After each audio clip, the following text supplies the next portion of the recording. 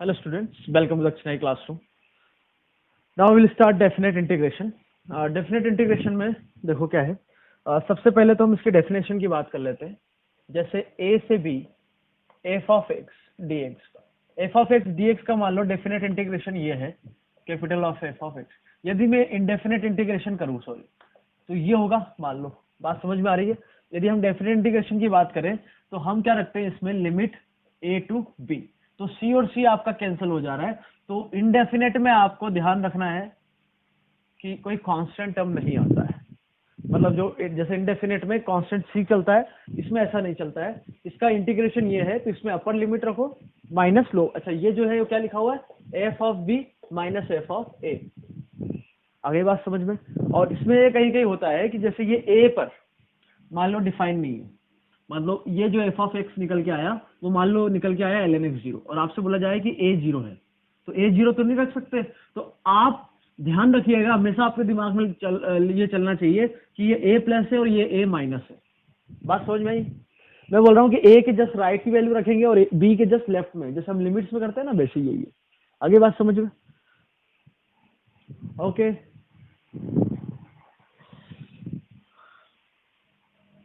ठीक है। तो यहाँ पर जो है f ऑफ x का जो डिफरेंशिएशन है वो क्या है, वो क्या हो जाएगा small f of x। Okay, बात समझ में आ गई। और लिमिट का थोड़ा ध्यान रखना, यहाँ पे थोड़ा अलग चलता है कंपेयर टू वो लिमिट, मतलब ये कहानी अलग है यहाँ पर। समझ में आ गई बात। अब कुछ इसके अंदर इंपॉर्टेंट पॉइंट्स है। सबसे पहले तो पॉइंट हम बोलेंगे कि integration of, point number 1, integration of a to b f of x d of x is equal to 0 and f of x is continuous. अच्छा, ये क्या बताता है, पहले इसका थोड़ा हम आइडिया ले लेते हैं। आपको आइडिया तो है ही, पर मैं ये शुरू से लेके चल रहा हूँ, ठीक है। अब ये जो है कहानी, मान लो क्योंकि ये बोला गया है तो ये इंटीग्रेशन क्या होता है। मान लो a जो है b से छोटा है, मान लो a इधर आ गया और b इधर आ गया। आगे बात समझ में। और f ऑफ x यदि x एक्सिस के ऊपर हुआ कंप्लीटली, तो ये जो इंटीग्रेशन आएगा वो पॉजिटिव आएगा, और वो जो इंटीग्रेशन देगा वो आपको इस कर्व का x एक्सिस के साथ ordinate x equal to a और x इक्वल टू b का जो एरिया बनेगा, मतलब ordinate x equal to b, x axis और कर्व का जो एरिया बन रहा है वो देगा। तो इंटीग्रेशन हम लेफ्ट से राइट जा रहे हैं और कर्व एक्स एक्सिस के ऊपर है, तो ये जो इंटीग्रेशन आएगा पॉजिटिव आएगा, मतलब सीधा सीधा एरिया दे देगा। और क्या हो सकता है कि a से b हम जा रहे हैं, ध्यान रखना a लेस देन b, मतलब पहले a आएगा फिर b आएगा, और एक्स एक्सिस के नीचे आ गया तो वो इंटीग्रेशन निगेटिव आएगा, पर एरिया क्या होता है हमेशा पॉजिटिव। ठीक है, एरिया से इसको रिलेट करोगे तो बहुत कुछ चीजें आसान हो जाएगी।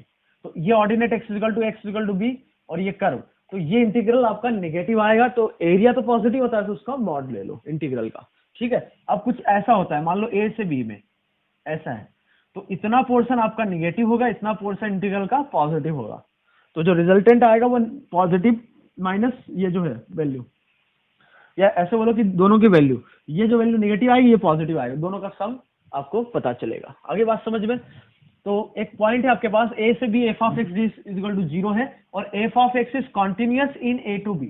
क्या बोला गया है, f ऑफ x का इंटीग्रेशन a से b में, और a लेस देन b माना है हमने, और f ऑफ x आपका कॉन्टिन्यूअस है, तो हम बोल सकते हैं कि f ऑफ x का कम से कम एक रूट है इंटरवल a से b में। क्यों? क्योंकि a से आप b जा रहे हो, इंटीग्रेशन का जो इंटीग्रेशन की वैल्यू है वो 0 है, और फंक्शन कंटिन्यूअस है, ध्यान रखना कंटिन्यूअस होगा तभी। तो ये कुछ ऐसा होगा, क्योंकि ये जो इंटीग्रल है नेगेटिव वैल्यू और ये पॉजिटिव, तो दोनों का सम 0 हो जाएगा आपका, क्योंकि ये केस तो कभी नहीं हो सकता, क्योंकि इसमें तो पॉजिटिव होगा इसमें नेगेटिव होगा, तो इस टाइप का केस होगा। ऐसा भी हो सकता है या फिर ऐसा भी हो सकता है, जैसा करना चाहो। तो कम से कम ये ए से बी में F of x x axis को एक बार तो कट करेगा, 2 बार भी कर सकता है। कैसे? ऐसा भी तो हो सकता है कि ये एरिया का सम इसके बराबर हो, तो वो कैंसिल हो जाएगा। बात समझ में आ गई। बट कन्वर्स ट्रू नहीं बोल सकते। कन्वर्स ट्रू का मतलब क्या हुआ कि हमने बोला कि a से b में फंक्शन आपका कंटिन्यूअस है, ठीक है, कंटिन्यूअस है, और कम से कम इसका एक रूट है, तो इंटीग्रेशन 0 होगा। तो ऐसा जरूरी नहीं है, क्योंकि दोनों बराबर होगा तब 0 होगा, तो इन जनरल तो नहीं बोल सकते, बट यहां से हम बोल सकते हैं कि कम से कम इसका एक रूट होगा, क्योंकि एक एक्सिस को कम से कम एक बार कट करेगा। ध्यान रखिएगा एफ ऑफ एक्स कंटिन्यूअस है तब। ठीक है, नोट करके लिख लेना, कन्वर्स इसका ट्रू नहीं है। सेकेंड पॉइंट, इंपॉर्टेंट पॉइंट इसमें, जैसे हम बोले limit n approaching to infinity, integration of a to b f of n x, मतलब एन के टर्म में कुछ दे रखा है, तो इसमें जो लिमिट लगी है किस पे लगी है, एन पर। तो इस इंटीग्रेशन को सॉल्व करके एन पे लिमिट लगा लो, या फिर लिमिट अंदर पहुंचा के आप एन पर लिमिट लगा लो और फिर इंटीग्रेट कर लो, तो भी एक ही बात है। क्या ये बात समझ में आ गई? मतलब लिमिट एक्स पर लिमिट नहीं है, ध्यान रखें, एक्स पर तो लिमिट ही नहीं हो सकता क्योंकि कांस्टेंट वैल्यू होगी, तो कोई मतलब ही नहीं है। एन पर लिमिट है तो आप इंटीग्रेशन के बाद लिमिट यूज करो या फिर लिमिट अंदर पहुंचा दो, कोई दिक्कत नहीं होगी। ठीक है, ऑब्वियसली एग्जिस्ट तो करेगा तभी। क्लियर है? नाउ थर्ड पॉइंट है आपका ए से बी एफ ऑफ एक्स का इंटीग्रेशन विद रिस्पेक्ट टू, यहां क्या चल रहा था, एक्स, यहां with respect to g of x. तो यहां पर ध्यान रखिएगा कि ये जो लिमिट होती है, ये जो लिमिट है किसकी वैल्यू दे रखी है, ए और बी की। मतलब जो लोअर लिमिट है वो किसी अल्फा पर ए है, मतलब किसी एक्स बीटा पर वो बी है। तो ये जो है वैल्यू वो जी ऑफ अल्फा और जी ऑफ बीटा की दे रखी है, ना कि एक्स, क्योंकि इंटीग्रेशन किसके रिस्पेक्ट में है, जी एक्स के रिस्पेक्ट में, तो लिमिट भी उसी की चलेगी, ये ध्यान रखना, एक्स की लिमिट नहीं है।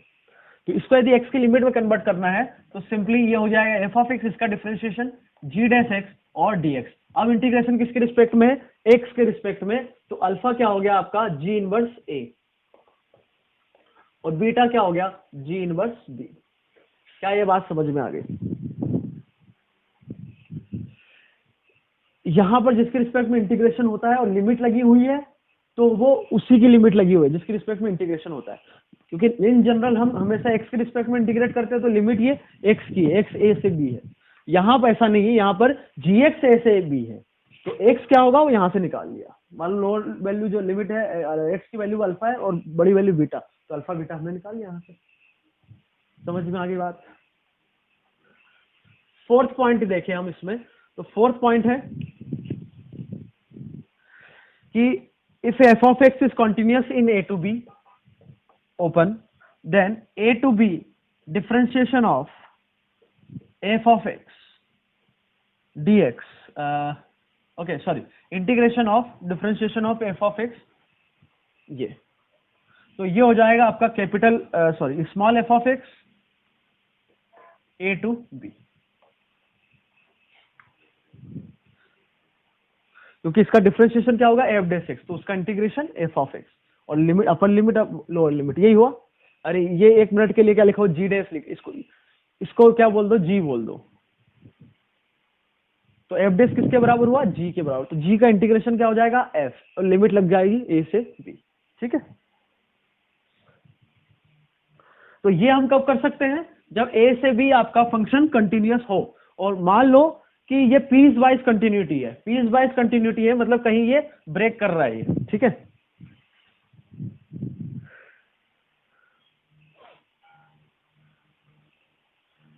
मान लो कहीं पर ब्रेक कर रहा है कि फंक्शन जैसे ये गया आपका ए से बी तक जा रहा है, ठीक है, तो ये सी पर कहीं ब्रेक कर गया, मान लो इस टाइप से ये सी पर ब्रेक कर गया, तो आप ए से बी सीधा इंटीग्रेट नहीं कर पाओगे, तो आप क्या करो, इंटीग्रेशन को सी पर ब्रेक कर लो, फिर F of x d x और इधर F of x d x. अब यहां पर जैसे सी पे फंक्शनल वैल्यू डिफाइन नहीं है, तो आप यहां क्या रख दो, सी माइनस, और यहां क्या रख दो, सी प्लस, कोई दिक्कत नहीं उससे। आगे बात समझ में? तो यदि कहीं डिसकंटिन्यूटी आती है, मान लो 2 पॉइंट है तो 2 पॉइंट के लिए हम ब्रेक कर देंगे, मान लो डी पॉइंट पे ब्रेक हो रहा है तो डी पे भी ए से सी जाएंगे, सी से डी, फिर डी से डी चले जाएंगे। आ रही है बात समझ में?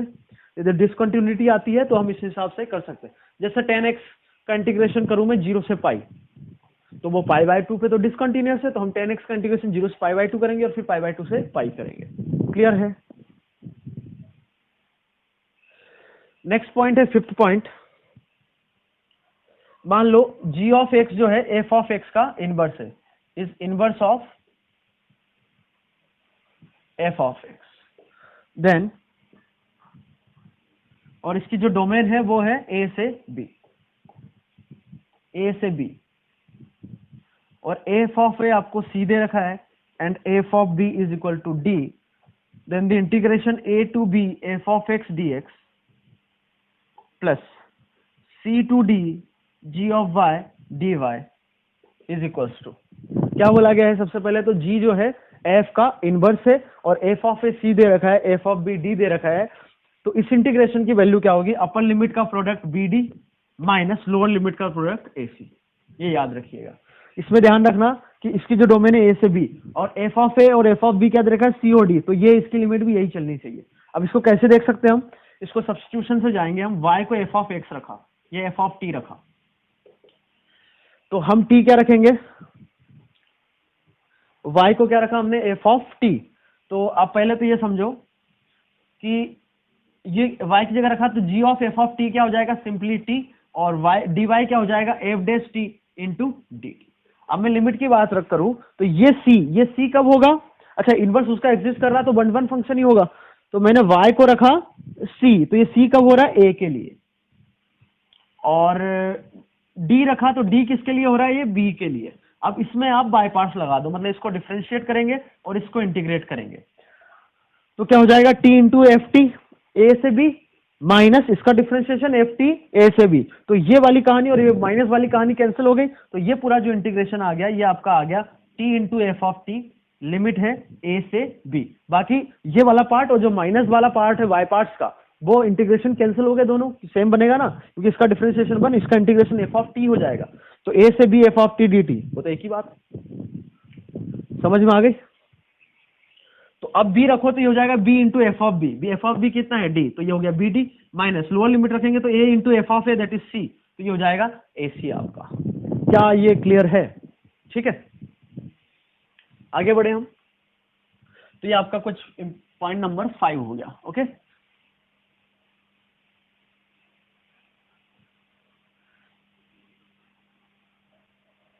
अच्छा कुछ लोगों को यहाँ दिक्कत ये हो सकती है कि सर यहाँ तो F of x d x है, यहाँ पर तो एफ वहाँ जो बनेगा, जैसे इसको मैं एक बार लिख देता हूँ, ये बनेगा T F of T A से बी माइनस ए से बी टी का डिफरेंशिएशन बन F of T D T.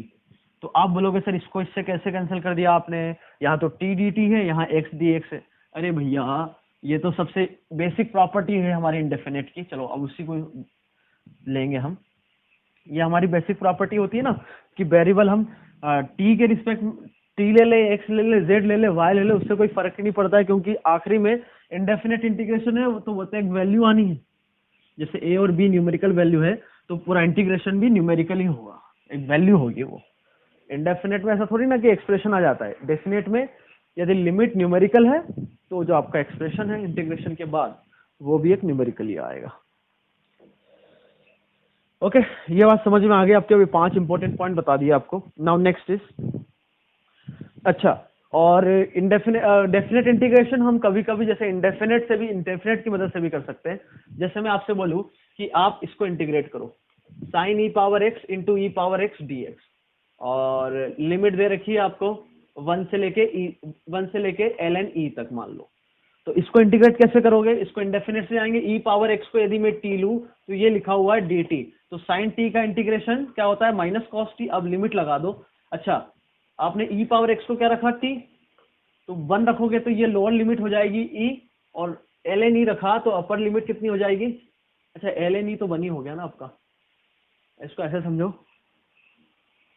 0 से 1 मान लो, तो ई पावर एक्स को टी लिखा तो 0 रखेंगे कितना हो गया 1, 1 रखेंगे कितना हो गया ये ई, तो टी आपका हो गया 1 से ई, अब 1 से ई इसमें रख दो।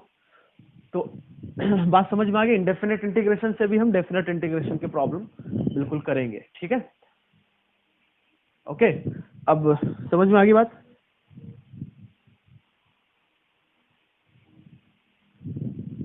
ओके तो क्या क्या बता दिया अभी तक मैंने, कुछ इंपॉर्टेंट पॉइंट्स बता दिए, ठीक है। कंटिन्यूटी डिसकंटिन्यूटी डिस्कस कर लिया हमने फंक्शन के इंटीग्रेशन में, ओके ये बात हो गई।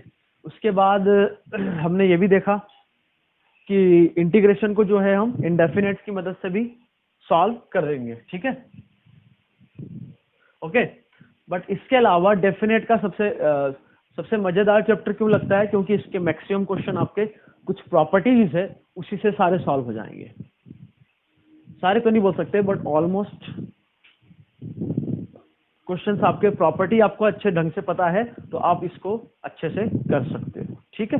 तो सबसे पहले हम स्टार्ट करते हैं प्रॉपर्टीज ऑफ डेफिनेट इंटीग्रेशन में properties, okay, property number 1, property number 1 में क्या है, वही जो अभी मैं तुम्हें बता रहा था कि a से b f of x dx ये है, तो वेरिएबल हम t ले, z ले, जो लेना चाहते हो आप वो ले सकते हो, मतलब इसका ये वैल्यू या ये वैल्यू लिखे एक ही बात है, ठीक है। तो अंदर जो है वेरिएबल जो चल रहा है आप वो कुछ भी ले सकते हो, बात समझ में आ गई। अच्छा, ये कॉमन सेंस है कि ये जो कहानी है अलग अलग हो गई, मतलब इसके लिए तो एफ ऑफ टी के रिस्पेक्ट में इंटीग्रेट हो रहा है तो एफ ऑफ एक्स तो कांस्टेंट हो गया, तो ये बात नहीं हो रही है। अब वेरिएबल जो है उसको कंप्लीटली चेंज कर दो, सिंपल प्रॉपर्टी है। प्रॉपर्टी नंबर 2 कि a से b f of x dx, a से b f of x dx can be written as, मान लो हमें लिमिट चेंज करने की जरूरत है कि b से a करना चाहते हैं हम, तो इसको आप कैसे कर सकते हो, एक माइनस लगा दो, मतलब आप लोअर लिमिट को अपर बना रहे हो, अपर को लोअर लिमिट बना रहे हो, तो एक माइनस का यूज करना पड़ेगा आपको। आगे बात समझ में। Now next is property number 3, property number 3 देखो,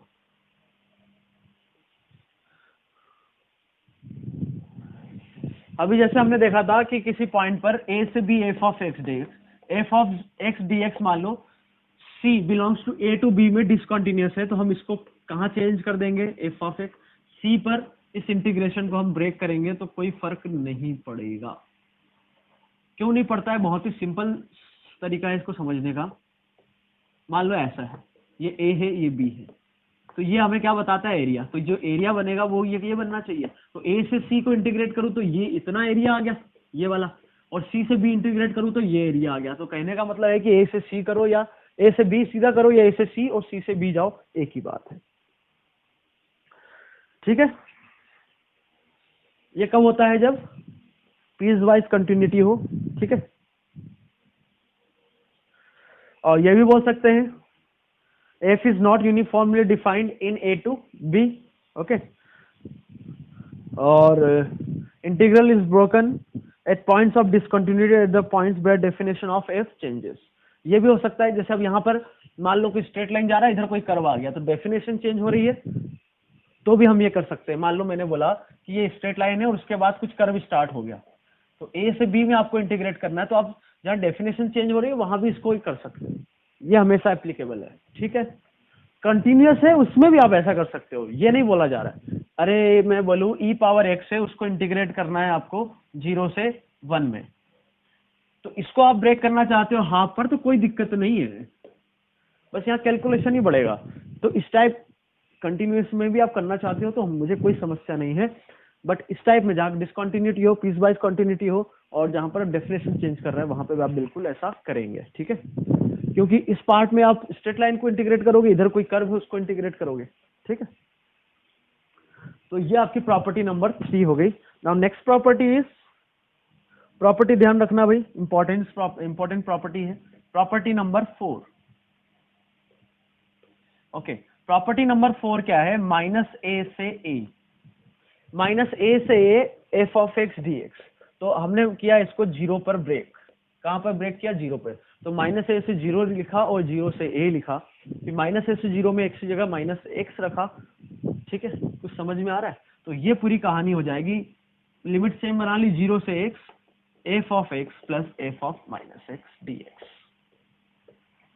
तो इसको हम ऐसा लिख सकते हैं, क्या ये बात क्लियर है। अच्छा कैसे करते हैं ये, फिर से एक बार बता देता हूं कि माइनस ए से 0 पे हमने ब्रेक किया, इसको ब्रेक कहीं भी कर सकते हैं, कंटिन्यूअस और डिसकंटिन्यूअस कोई दिक्कत नहीं।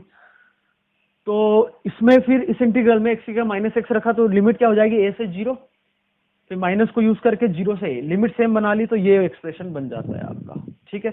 अब एफ ऑफ एक्स और एफ ऑफ माइनस एक्स आपको दिखा, इसका मतलब क्या हुआ कि ये कुछ इवन ऑड फंक्शन वाली बात हो गई।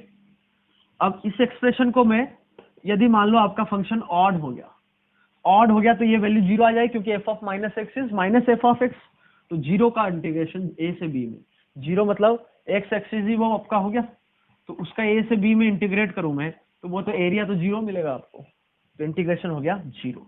कब, जब F of x is odd function, अरे ऑड वैल्यू की बात नहीं कर रहे, ऑड फंक्शन की बात कर रहे हैं, और ये 2 टाइम्स ऑफ 0 से ए एफ ऑफ एक्स हो जाएगा F of x d x, कब? जब एफ ऑफ एक्स आपका इवन फंक्शन होगा।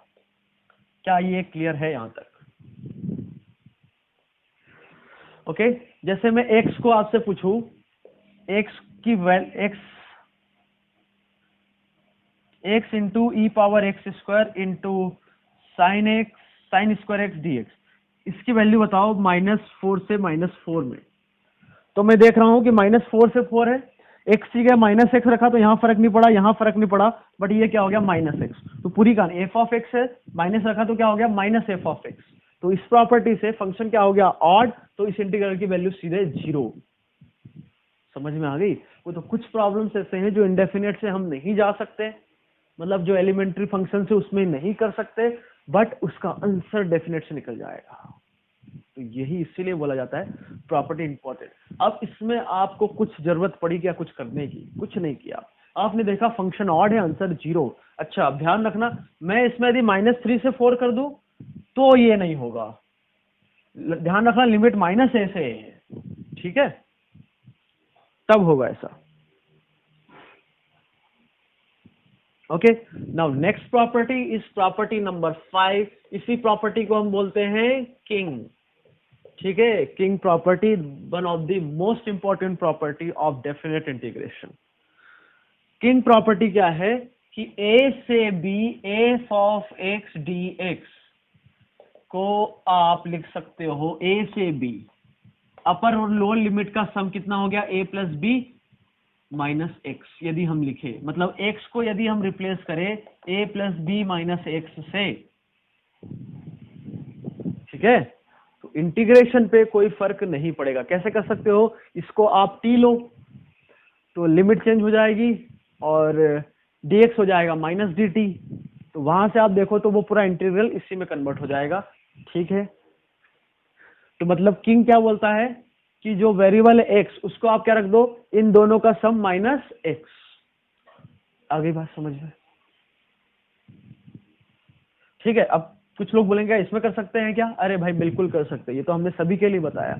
अब x की जगह माइनस, इन दोनों का सम कितना हो गया 0, तो x की जगह -x रखोगे तो भी कोई फर्क नहीं पड़ेगा, बट वो इस टाइप का एक्सप्रेशन नहीं आएगा, बट ऑड हुआ तो आंसर यहां से भी आ जाएगा। जैसे मैंने बोला था -4 से 4, इन दोनों को सम किया, मान लो इसके इंटीग्रल की वैल्यू i है और इन दोनों का सम कितना है 0, तो 0 x या -x रखा तो ये पूरी कहानी -i में कन्वर्ट हो रहा है, तो 2i 0 दैट मींस i 0। तो आप ऐसे भी किंग से भी जा सकते हो।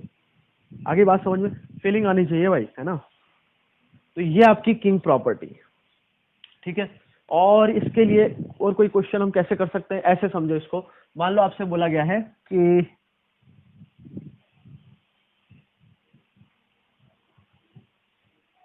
ऐसे समझो इसको आप,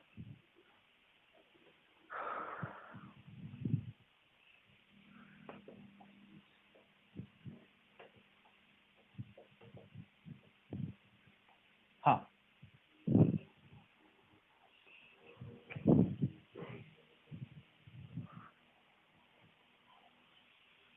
या माइनस लगा दिया, ठीक है। अब मैं x की जगह -x रखूं तो कुछ इवन ऑड पता चलेगा क्या आपको? x की जगह -x रखता हूं तो आपका फंक्शन ही चेंज हो रहा है, इवन ऑड का कोई आइडिया नहीं लग रहा है। बट इस प्रॉब्लम को यदि हम करना चाहे तो इसमें हमने लगाया किंग, दोनों का सम माइनस, तो x की जगह क्या रखोगे आप? a plus b minus x, मतलब ये हो जाएगा, x को -x से रिप्लेस करो तो इंटीग्रेशन में कोई चेंज नहीं आएगा। और ध्यान रखना लिमिट में कोई गड़बड़ी नहीं होगी, लिमिट वही है, आप तो जहां x दिख रहा है वहां उसकी जगह ये रख दो। तो ये साइन, ये तो हो जाएगा माइनस साइन एक्स अपॉन में 1 माइनस ई पावर माइनस एक्स को लिख सकते हैं 1 by E power x d x. अब दोनों को हम ऐड करें तो लिमिट आप ध्यान से देखो -2 से 2 है, ठीक है। तो ये हो गया साइन एक्स अपॉन में 1 माइनस ई एक्स, और इसको थोड़ा सॉल्व करें, ई पावर एक्स माइनस 1 ई एक्स ऊपर गया, माइनस को यूज किया तो 1 माइनस ई एक्स बनाया और ऊपर हो गया sine x into e power x. अब साइन एक्स में यदि कॉमन लू तो ये कहानी हो गई 1 प्लस ये, ठीक है। तो अब देखो 1 प्लस ई एक्स, ये प्लस बन रहा है ना? तो आप इसको क्या कर सकते हो, गड़बड़ हो गया यहाँ पर, जो हम बोलना चाह रहे थे वो नहीं आ रहा है ना। तो मान लो यहाँ पर cos x ले लो आप, cos x, तो x या -x रखेंगे तो cos x पे कोई फर्क नहीं पड़ता है। अब मैंने cos x कॉमन लिया, ठीक है। तो ये हो जाएगा ई पावर एक्स ऊपर जाएगा, और ये क्या लिखा है ई पावर एक्स माइनस वन, तो उस कारण से आएगा माइनस, अब कैंसिल हो गया डी एक्स। समझना ध्यान से, तो कॉस एक्स का इंटीग्रेशन हो गया, कॉस एक्स का इंटीग्रेशन हो गया आपका साइन एक्स, तो -2 से 2। ये ध्यान रखना 2i की वैल्यू आती है इसमें, तो ये वैल्यू होगी sin 2 माइनस माइनस प्लस, तो sin 2 into sine 2/2 that is sin 2। समझ में आ गया? कोई भी इंडेफिनेट में जाने की जरूरत ही नहीं पड़ी, सीधा प्रॉपर्टी से आपका क्वेश्चन हो गया। आगे बात समझिए, तो ये आपकी प्रॉपर्टी नंबर कौन सी है? 5, और किंग है, बहुत इंपॉर्टेंट प्रॉपर्टी है। Now next is property number 6। Property number 6 क्या बोलता है कि 0 से 2a F of x d x. ध्यान रखना नीचे 0 हो तभी हम बात करते हैं, तो 2a जो है उसको आधा करेंगे तो कितना हो गया वो a, तो 0 से a F of x d x, या इसी के अंदर लिखना चाहे तो हम ऐसे लिख सकते हैं, चलो दोनों तरीके से लिख सकते हैं, 0 से a F of 2a minus x d x. ठीक है, ये प्रॉपर्टी है आपकी, मतलब 0 से 2a है, तो इसको हम लिख सकते हैं 0 से a F of x plus 0 से, लिमिट दोनों में सेम है, और ध्यान रखना कि x को एक बार x रखा और एक को x को दोनों का sum minus x, 2a minus x रखा।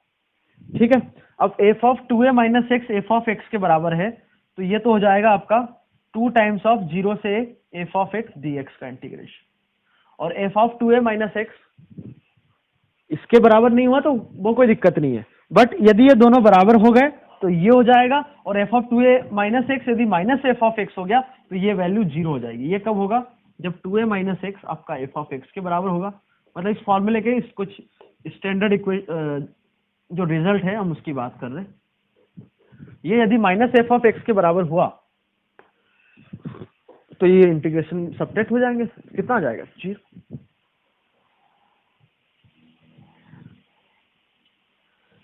आगे बात समझ में?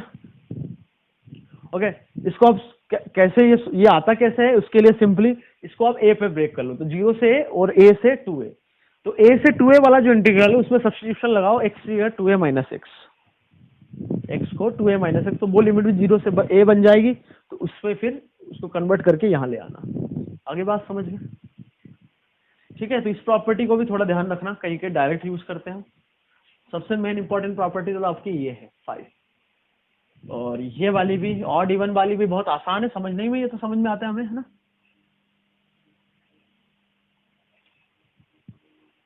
ठीक है, ओके, तो ये होगी प्रॉपर्टी नंबर 6।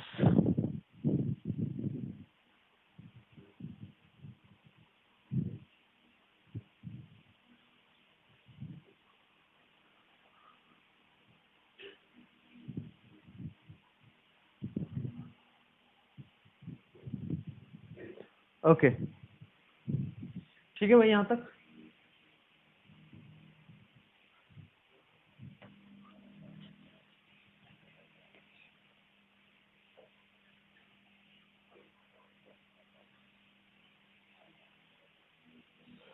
ये प्रॉपर्टी 6। नाउ प्रॉपर्टी 7, ये ट्रिग्नोमेट्री से रिलेटेड है। मैं 0 से एन बोलूं f of x d x, where t क्या है? टी कोई फंक्शन एफ का पीरियड है, मतलब F of x plus T is F of x. तो इस एक्सप्रेशन में जो ये क्या लिखा हुआ है, t into n into t, तो ये जो एन है इसको आप बाहर उतार सकते हो, 0 से 2 T F of x d x. ये क्या क्यों होता है? जैसे हम देखें मॉड साइन एक्स ले, मॉड साइन एक्स का पीरियड कितना होगा? पाई, उसका ग्राफ कुछ ऐसा चलेगा, तो 0 से पाई से 2 पाई से 3 पाई से 4 पाई। अब मान लो मैं अब साइन मॉड एक्स का आपसे पूछूं मैं 0 से 4 पाई में, ठीक है, इसके इंटीग्रल की वैल्यू। अब ये पीरियोडिक फंक्शन है जिसका पीरियड कितना है? टी, तो 0 से पाई इसका पीरियड है, तो 0 से पाई में जो कहानी होगी वही पाई से 2 पाई होगी, वही 2 पाई से 3 पाई, वही 3 पाई से 4 पाई। तो 0 से 4 पाई में जाऊं मैं तो एक कितनी बार वो जो सेम साइकिल रिपीट कर रही है? 1 2 3 4 बार, और इसका पीरियड कितना है? पाई है, तो कितनी बार साइकिल रिपीट कर रही है? 4 बार। तो इस 4 को मैं सीधा बाहर निकाल सकता हूं, मतलब इसको मैं ऐसा लिखना चाहूं बिल्कुल लिख सकता हूं। क्या ये बात समझ में आ गई? क्योंकि हमने क्या किया, एक साइकिल में रिजल्ट इसका एरिया निकाल लिया, उसी को 4 से मल्टीप्लाई करेंगे क्योंकि वही एरिया आएगा बार बार बार बार बार बार। आगे बात समझ में? अब इसको कैसे सॉल्व करें? 0 से पाई में साइन आपका पॉजिटिव होता है, इसका इंटीग्रेशन हो गया माइनस कॉस एक्स, तो ये वैल्यू आ जाएगी 8, ये क्योंकि 2 बनेगा, है ना। क्या ये बात समझ में आ गई? इसके अंदर भी कुछ प्रॉपर्टीज है। जैसे मैं बोलूं कि मान लो इसका पीरियड क्या है t, किसी भी फंक्शन का मान लो पीरियड कितना है, हम मॉड साइन एक्स ही लेके चलते हैं तो बढ़िया समझ में आएगा आपको। ठीक है, कोई भी पीरियोडिक ले लो, 0 पाई 2 पाई। अब मैं आपसे बोलूं कि a से a प्लस पाई का आप एरिया बताओ, किसका? मॉड साइन एक्स का। a से a प्लस पाई का आप एरिया बताओ। तो सिंपली देखो, ध्यान से समझना, a कोई कांस्टेंट है। अब मान लो a ये होगा, तो पाई प्लस ए कहाँ जाएगा? पाई के आगे जो ये डिस्टेंस है वही डिस्टेंस पर a। अब ये पीरियोडिक है तो ये एरिया प्लस ये एरिया हमें चाहिए। अब ध्यान से समझ लो, यदि ये पीरियोडिक है तो यहाँ पर ये जितना पार्ट होगा उतना यही पार्ट होगा। तो यहाँ पर मैं लिख सकता हूं इसको, दिस इज नथिंग बट 0 से पाई मॉड साइन एक्स dx के बराबर एरिया इसका। बात समझ में आ गई? तो कहने का मतलब है कि आपने जितना नीचे से शिफ्ट किया उतना ही ये उसी यूनिट से आगे शिफ्ट हो रहा है। समझ में आ रहा है? मतलब ये क्या बोला, ए से पाई प्लस ए, ये वाला पॉइंट होगा पाई प्लस ए, मतलब ये डिस्टेंस आपकी ए हो गई। ठीक है, तो हमें ये एरिया निकालना है। तो ये जो पार्ट है वही एरिया ये है आपका। तो 0 से पाई में जो एरिया निकालू वही है। तो कहने का मतलब ये हुआ कि इसको हम ऐसा लिख सकते हैं कि कोई नंबर k है, तो k प्लस t से जो इसका एरिया बनेगा, F of x again periodic function, इसका पीरियड कितना है t, तो इसको मैं सीधा लिख सकता हूँ 0 से t F of x dx। ठीक है, अब मान लो इसमें क्या लिखा हुआ है, k प्लस एन टी लिखा हुआ है, तो मैं इसको एन टी भी लिख सकता हूँ। क्यों? क्योंकि भाई पीरियड जब यदि इसका t है तो पीरियड एन टी भी होगा। मैं इसका बोलूँ कि पीरियड पाई है तो 2 पाई तो होगा ही होगा, 3 पाई भी होगा, 4 पाई भी होगा। अब इसके आगे फिर इसको आप ऐसे चेंज कर सकते हो। कैसे? ये आगे बात समझ में? कोई डाउट? ठीक है।